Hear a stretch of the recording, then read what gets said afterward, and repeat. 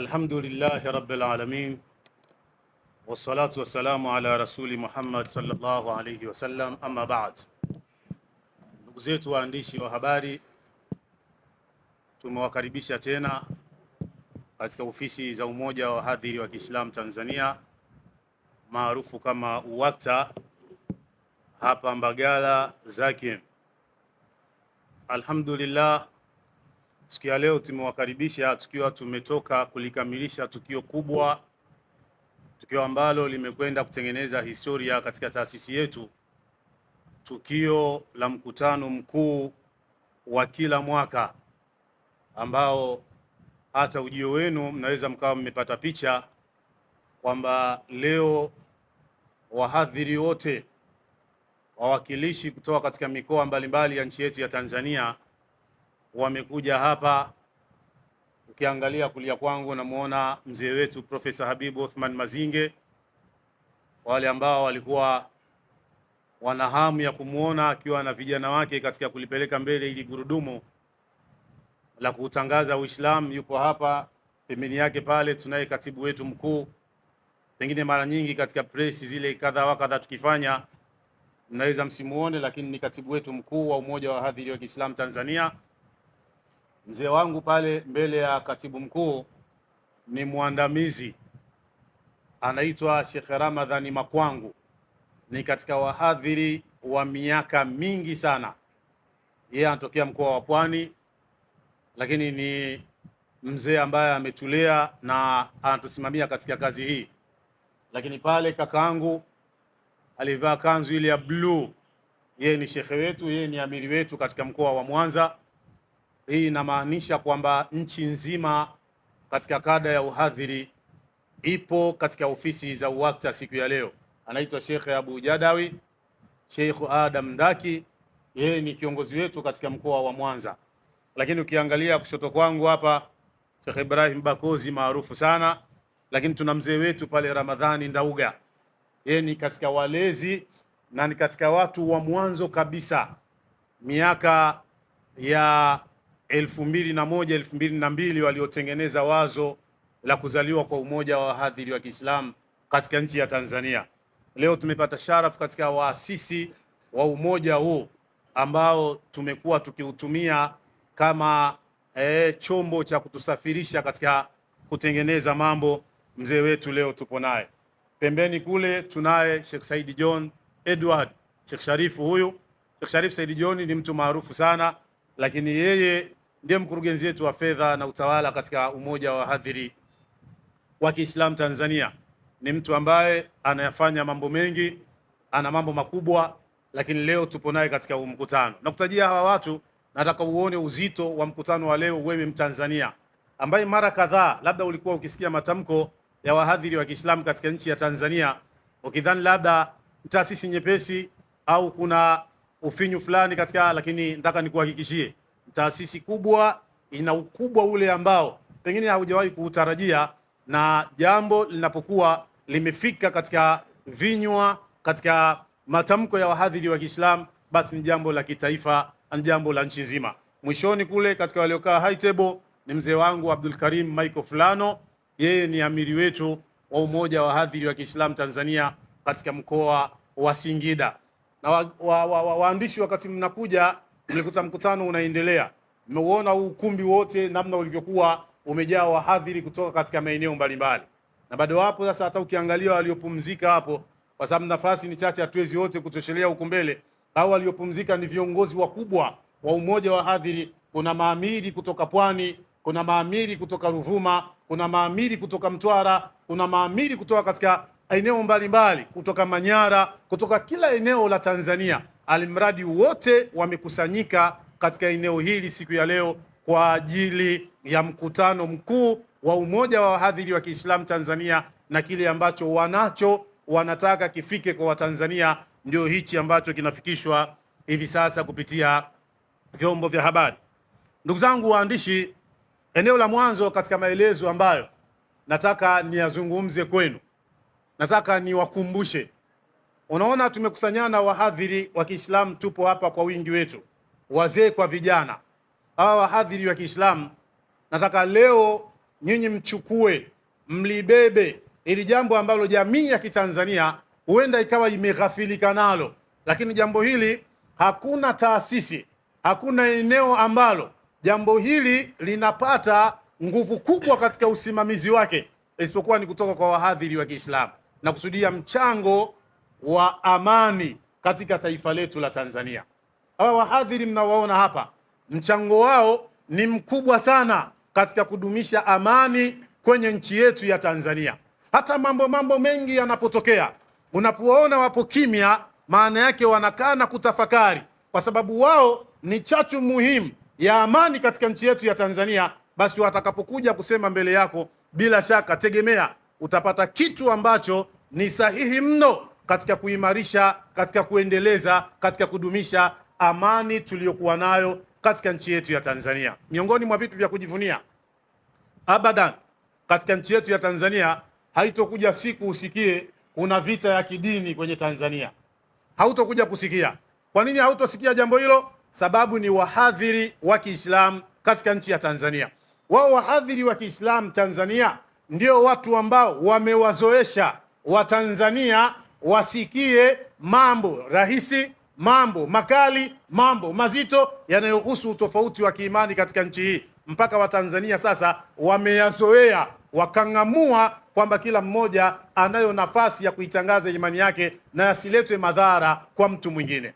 Mfano, tangu miaka hiyo ya 80 wazee wangu hawa na sisi tumerithi, tunatangaza katika nchi hii kwa maspika, kwenye maviwanja ya wazi, kwenye makumbi, kwamba Yesu sio Mungu, Yesu hakuwa Mkristo, Yesu sio Mungu, haya mambo yote, Yesu sio Mkristo. Tunatangaza Paulo sio mtume wa Mungu, Muhammad ndio mtume wa Mungu, Uislamu ndio dini ya haki, Yesu hakufa msalabani. Haya mambo kama unawaondoa Waislamu au wahadhiri wa Kiislamu, uwapeleke katika eneo ambalo watu hawana mazoea ya kusikia maneno haya, alafu uende ukayatamke kwa ghafla, ni mauaji yanayotokea baada ya hapo. Lakini Tanzania Wakristo tangu wanazaliwa wanasikia mazinge kwa ubiri kwa Yesu sio Mungu, aya zinatolewa, si Yesu sio Mkristo, aya zinatolewa. Na Wakristo nao pia wakaingia kuyahubiri haya kwa imani yao, wanasema Muhammad sio mtume, Uislamu sio dini ya Mungu. Sasa ikatukutanisha katikati baina ya Wakristo na Waislamu. Kilichotukutanisha ni maandiko na hoja. Vitu hivi vikafanya Wakristo leo wazoee kusikia Yesu sio Mungu, Waislamu leo wazoee kumsikia Mkristo anasema Muhammad sio mtume. Lakini nini kinachoendelea? Waislamu wanaweka dalili zao, Wakristo wanaweka dalili zao. Mkristo akielewa anaacha Ukristo, anaingia katika Uislamu. Kwa sura hiyo Tanzania hakutokuja kutokea mapigano ya kiimani, yani dini na dini ifike mahala eti tuchinjane, tuuane sasa kwa sababu tu huyu kantukania imani yangu au kasema vibaya imani yangu. Kwa nini? Kwa sababu wahadhiri walishajipanga kwenye jambo hilo, na dawa, mawaidha wanayoyatoa wahadhiri yamesaidia mashirikiano baina ya Waislamu na Wakristo katika nchi ya Tanzania yanakuwa sawa sawa. Kwa mfano huo, ondoka leo wewe Mkristo unasema Muhammad sio mtume na unafunga mpaka spika, nenda pale Somalia, labda Mogadishu, dondoka pale tauni tutii, alafu funga spika yako, sema Muhammad sio mtume wa Mungu. Dakika 30 nyingi, kichwa chako kishatenganishwa na mwili wako, watu wanakwenda kukufukia. Watu hawajazoea mambo haya.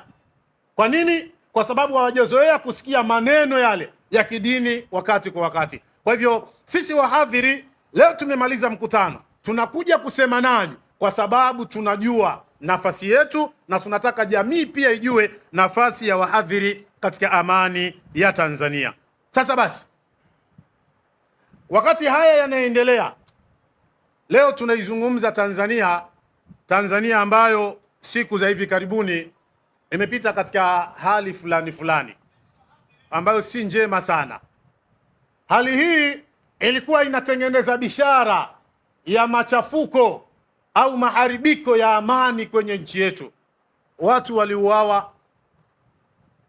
Alhamdulillah, tunamshukuru Mwenyezi Mungu, jambo hili na uzito wake na ugumu wake ilifika mahala serikali ikaamua kukaa chini, waangalie kwanza tatizo liko wapi na ufumbuzi wa jambo kama hili ni nini. Tukatengenezewa tume ya uchunguzi, tume ya Jaji Chande, ambayo tume ile ilikuja kuainisha mambo matatu. Leo kama wahadhiri wa Kiislamu, taasisi nyingi zimeongea. Sisi wahadhiri ambao ndio vinara wa kuipambania amani ya nchi hii, hatuwezi kuwa kimya. Lazima jambo kama hili limetokea katika nchi ya Tanzania tuliguse kwa namna moja ama nyingine, alimradi watu waone kwamba taasisi ya wahadhiri ambayo ni sauti ya Waislamu katika nchi ya Tanzania ipo hadhiri na inaguswa na mambo mazito na inaweza kutumia nafasi zao, njia zao kuzungumza na jamii kuhusiana na jambo kama hilo. Tume ile iliainisha vitu takriban vitatu. Cha mwanzo kilichoainishwa na tume ile ni sababu, vyanzo vya vifo vya watu wengi katika nchi yetu ya Tanzania vilivyotokea Oktoba 29. Tumefuatilia, tumesikia baada ya kuainishwa kule vyanzo vyake, waliosababisha, na dondoo chache chache zikawa zimeguswa. Mambo yaliyotokea kabla, viashiria vikawa vimezungumzwa. Hatua zile zilizochukuliwa zimekuwa kubwa kiasi gani, zimekuwa nzito kiasi gani, na mapendekezo mengi na mengi, mambo yameelezwa kuhusiana na yale masala yaliyozungumzwa kwa ujumla wake. Lakini eneo la pili, tume ile ikatoa mapendekezo nini kifanyike. Na hapa kama umoja wa wahadhiri wa Kiislamu Tanzania ndio tulikaa chini na kutafakari katika haya mapendekezo, nini ambacho kimeng'amuliwa, nini ambacho kimegunduliwa. Kimsingi nchi imeshaingia katika doa tayari, tatizo lilishatokea. Je, Watanzania tuendelee kukaa huku tunavimbiana na kutafutana kwa shari? Yani tusirudishe nchi yetu ije kukaa sawa na watu, tuendelee kupaona Tanzania sehemu salama ya kuishi kama ilivyo miaka yote? Jibu hapana. Kama watu timamu tunaoipenda Tanzania, yametokea matatizo mazito na kila mtu anakubali. Tume imekwenda kufanya uchunguzi, imechukua mapendekezo ya raia, watu kutoka katika kada tofauti tofauti wamekuja na mapendekezo. Sisi sasa tukaangalia yale mapendekezo. Je, kama umoja wa wahadhiri, mapendekezo haya hayaturudishi kule tulipotokea? Hayawezi kutusababishia tukaingia katika mauaji tena kwa wakati mwingine na matatizo? Tukaja tukaangalia katika yale mapendekezo. Miongoni mwa hayo, tunamuomba Mwenyezi Mungu ajalie mapendekezo haya yaende yakatekelezwe, na lau kama yatatekelezwa kama ambavyo tume imeyatoa mapendekezo hayo, basi tunaweza kurejea katika sifa ambayo imekuwa ni ya kudumu katika nchi yetu, kuwa ni kisiwa cha amani. Miongoni mwa hayo, watu wa siasa ambao nao pia wamehusika kwa namna moja ama nyingine katika machafuko yale, wana vilio vyao vya miaka mingi. Moja katika vilio vikubwa ni katiba, na katika mapendekezo ya tume tumeambiwa kwamba katiba ya nchi, tume imependekeza ipatikane katiba mpya ya nchi yetu ya Tanzania haraka na mapema. Kama umoja wa wahadhiri wa Kiislamu Tanzania tunasema hapa, tunatia tiki kwenye hili jambo, katika jambo bora, katika jambo zuri ambalo litakwenda kuitengeneza Tanzania ambayo itaendelea kuwa kisiwa cha amani. Basi katiba kama ambavyo imefafanuliwa kwa miaka mingi iliyopo ina mapungufu, ina matatizo, umoja wa wahadhiri wa Kiislamu Tanzania unaunga mkono, unasapoti mapendekezo yaliyotolewa na tume. Katiba ifanyiwe marekebisho na itengenezwe katiba mpya haraka sana, alimradi mpaka tutakapofika 2030 kwenye uchaguzi mkuu, badala ya kurejesha matatizo kama haya yaliyotokea, twende katika uchaguzi mkuu 2029 2030 tukiwa na katiba mpya, katiba ambayo itakwenda kuwafurahisha, itakwenda kuwapa fursa, itakwenda kuwaridhisha Watanzania wote kwa ujumla. Hilo jambo tumeliunga mkono na tumelitolea sapoti katika maeneo hayo. Lakini maeneo mengine tume ilipendekeza patengenezwe majukwaa ya vijana.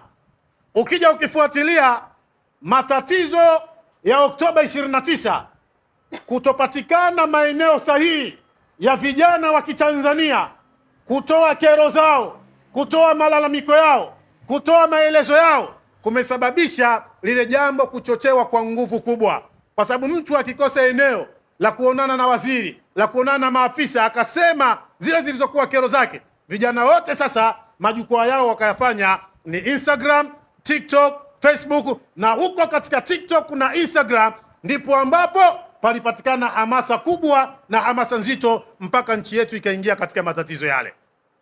Kwa hivyo tume ilikuwa imetoa maoni hayo, lipatikane jukwaa la vijana. Vijana ndio wengi katika nchi yetu ya Tanzania. Vijana ndio ambao wana malalamiko mengi, wana mambo mengi ambayo wanahitaji yatekelezwe. Kwa hivyo tunaunga mkono yapatikane majukwaa ya kutosha ya vijana. Vijana wapate sehemu ya kusemea, wawe wa Kiislamu, wawe wa Kikristo, wawe wa kipagani, wasiokuwa na dini, lakini vijana wote katika ule usawa, katika haki wanazozihitaji, muda wa kuwa hawavunji sheria. Yapatikane majukwaa ambayo vijana watakwenda kuweka hasira zao, machungu yao, madukuduku yao, wayaeleze pale na wasikilizwe, wapate nafasi ya kusikilizwa. Hili ni jambo jema, na kwa sababu taifa letu limejawa na vijana, hata waathirika wakubwa katika vifo Oktoba 29 ni vijana, basi hapa likifanyiwa kazi hili tutakuwa tumepata ufumbuzi mkubwa kabisa, na tuna imani insha Allah nchi yetu kule tunapoelekea haitorejea tena katika machafuko, haitorejea tena katika dhiki na tabu ambayo tumeipitia katika wakati uliopita. Lakini lingine, tume imefanya mapendekezo maridhiano ya taifa. Tayari tunasema kushatokea shida, hatuwezi kubakia hivi hivi tu. Leo tunaona mifano Irani, Israeli na Marekani kule wanapigana, lakini wanapoona hali imekuwa mbaya zaidi wanasema mazungumzo, watu wakae wazungumze. Lakini tunaona katika maeneo tofauti tofauti watu wanapokaa na kuzungumza, maridhiano yakipatikana, ufumbuzi unakuwa mkubwa na watu wanarudi katika amani yao, taratibu za sawasawa zinakuwa zinaendelea. Ndio wasemaji wa Waislamu katika nchi ya Tanzania, na ushahidi mnao, waandishi mmefika leo, mmeona nchi nzima imeleta wawakilishi na wadau katika eneo hili, kwa sababu hawa ndio wanaobeba lugha inayoeleweka kwa Waislamu katika nchi nzima ya Tanzania. Waislamu katika nchi hii tuliwahi kudai mahakama ya kadhi. Mahakama ya kadhi kabla serikali hawajatupa, lilitokea kanisa likapinga kabla serikali hawajatupa, na tunazungumza hivyo nikimaanisha kwamba hatujapewa mpaka leo, lakini kanisa lilitokea likapinga, tena likapinga kwa nguvu kubwa kabisa, mpaka imefika mahala serikali ikashindwa kutupatia mahakama ya kadhi. Mahakama ya kadhi ambayo hata Kenya ipo, mahakama ya kadhi ambayo nchi chungu mzima za Afrika ipo, lakini Tanzania, Waislamu wa Tanzania mpaka leo hatujapata mahakama ya kadhi. Kwa serikali kutotupatia mahakama ya kadhi mpaka leo, na wakati huo huo kanisa lilitia neno katika kuzuia likisema haiwezekani Waislamu wapewe mahakama ya kadhi. Ili jambo lina ishara mbaya. Kwa tunahitaji maridhiano, kila mmoja aseme madukuduku yake, aseme ya kwake, anachotaka serikali hii ya nchi hii imtatulie, alimradi tuweze kwenda sawa. Lakini tuna janga ili sisi Waislamu tunalita ni janga, na wahadhiri lazima tuseme, na tusiposema itakuwa tatizo. Kuna matrilioni ya shilingi yanapelekwa katika makanisa katika ule mkataba wa Memorandum of Understanding, mamilioni ya shilingi kupitia Wizara ya Afya na kupitia Wizara ya Elimu.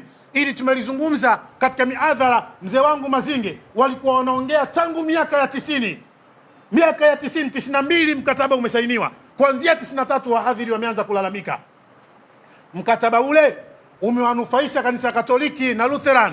Leo wana mashule, wana mahospitali, wana mavyuo vikuu. Waislamu shilingi moja hawapewi kama ruzuku. Tunavyo vishule vya Kiislamu vimechoka. Ili jambo ni dukuduku ambalo linatutesa Waislamu kwa miaka mingi. Wakristo wao na sisi wote ni raia wa Tanzania. Wakristo wao na sisi wote ni walipa kodi katika nchi ya Tanzania. Sasa kwa nini kanisa lipate hivi? Kwa hivyo kwenye maridhiano kuna mambo kama haya yatazungumzwa, na yakizungumzwa ili amani ipatikane. Isije leo imepatikana katiba imepatikana, kesho wanaamka Waislamu wanafanya maandamano ya Memorandum of Understanding. Haya yote yakusanywe, yatatuliwe kwa pamoja, tupate katiba nzuri, tupate muafaka, wananchi wote wa Tanzania tupewe haki zetu kama ilivyo. Hili jambo linatufanya tutengeneze mashaka juu ya kanisa, kwa sababu haya mambo yote tunavyoyataka, wao kanisa ndio vizuizi. Nchi yetu tulikuwa tumependekeza na tulitoa maoni Waislamu tujiunge na OIC. OIC ni eneo ambalo faida yake ni ya nchi, sio ya Waislamu tu, ni ya nchi. Na wakati tunayazungumza haya, mpaka Uganda tayari ilikuwa imeshajiunga na OIC, kwani imefanywa nchi ya Kiislamu ile. Lakini OIC ukiangalia mikopo itakayochukuliwa kule isiyokuwa na riba, inayonufaika ni nchi. Madeni kwenye nchi yanapungua. Leo tutalalamika kuhusu madeni mengi katika taifa letu, lakini tulikuwa tuna eneo ambalo tungeweza kupata mikopo katika hali nzuri. Fuatilieni, chunguzeni namna OIC inavyokopesha na namna watu wanavyolipa na namna inavyosaidia kwa mataifa ambayo yamejiunga na wao. Lakini kanisa lilipambana kwa nguvu zao zote kuhakikisha lile jambo halifanikiwi, na kweli halikufanikiwa. Sasa kanisa ni mtoto katika nchi hii na Waislamu ni watoto katika nchi hii. Mlezi wetu ni serikali. Inaonekana mtoto mmoja anapata nafasi ya kusikilizwa na kupendelewa zaidi. Sasa tusifike pabaya huko. Hawa Waislamu hawa leo naona wahadhiri hapo kutoka nchi nzima wakilibeba jambo, kila mmoja akaseme katika nchi yake. Matokeo yake ni ambayo hayajawahi kuonekana wala hayajawahi kutokea, kwa sababu kundi la Waislamu ni kundi ambalo ni kubwa katika nchi yetu ya Tanzania, lina nguvu na linahitaji pia kusikilizwa katika magumu ambayo limepitishwa kwa miaka mingi. Ndugu zangu, sisi tunayozungumza haya kwa sababu sisi ni wadau wa amani ya nchi hii, na tunachokitaka hii nchi ibakie na amani yake. Na ndio maana unaona leo tumekusanyana hapa kutoka katika kila kona ya nchi yetu hii, na tumekubaliana sisi wahadhiri wa Kiislamu Tanzania ndio tumeanza jukumu letu. Tumelianza jukumu letu nikiwa nakwenda mwishoni katika kulielezea hili. Hawa wahadhiri wote waliotoka katika kona mbalimbali za nchi yetu hii ya Tanzania, wao wanaondoka hapa wakiwa wamelibeba jukumu la kuhakikisha kwenye maeneo yao, kitu cha kwanza ni kuihubiri amani ya nchi yetu. Kitu cha kwanza ni kuihubiri amani ya nchi yetu, lakini kingine ni kuwapa elimu wa Tanzania juu ya maoni, mapendekezo yaliyotolewa na tume ya uchunguzi, kwamba Watanzania mapendekezo haya ni kitu kizuri, na insha Allah Mwenyezi Mungu akijalia yakifanywa kazi tutakwenda kuwa salama na nchi yetu itaendelea kuwa kisiwa cha amani. Haya mambo tunakwenda kuyafanya kwa sababu ni wahadhiri na kazi yetu ni kutoa elimu kwa jamii, na tupo wengi na tunakwenda kuisambaza katika nchi yetu ya Tanzania. Kwa ndugu zetu waandishi, leo tumewaita, kwanza tumewakaribisha katika kikao chetu, lakini pia tulikuwa tuna haya machache sana ambayo nimewasilisha mbele yenu kama umoja wa wahadhiri wa Kiislamu Tanzania. Tumeyafikisha kwa ufupi sana. Tunataka jamii ifahamu wahadhiri ni kina nani, tupo kwa ajili ya kitu gani, na sisi ni watu wema katika nchi hii ya Tanzania. Lengo letu ni kuhakikisha amani tuliyokuwa tukihubiri miaka yote inaendelea kuwa sawa, na kazi yetu ya kumtangaza Mungu tunaendelea kuifanya, na kazi yetu ya kusilimisha wasiokuwa Waislamu tunaendelea kuifanya, na kazi yetu ya kuhakikisha watu wanamjua Allah tunaendelea kuifanya. Tunahitaji amani ili tuendelee kuyafanya hayo yote, na ndio maana tuko bega kwa bega na vyombo ambavyo vinasimamia utunzaji wa amani, uimarishaji wa amani, udumishaji wa amani. Insha Allah, wabillahi tawfik, wassalamu alaikum warahmatullahi wabarakatuh. Wa alaikum salam wa rahmatullahi wa barakatuh.